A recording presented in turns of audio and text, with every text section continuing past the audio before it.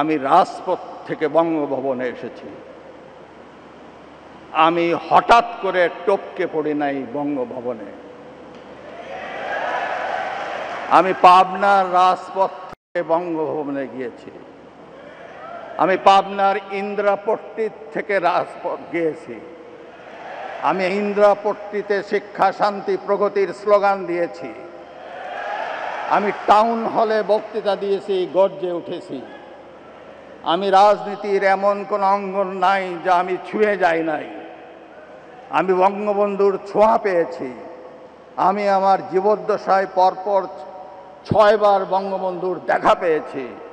বঙ্গবন্ধু আমাকে নাম ধরে ডেকেছেন, এই চুপ্পু তুই এদিক আয়, এই চুপ্পু তুই মাঠে আয়।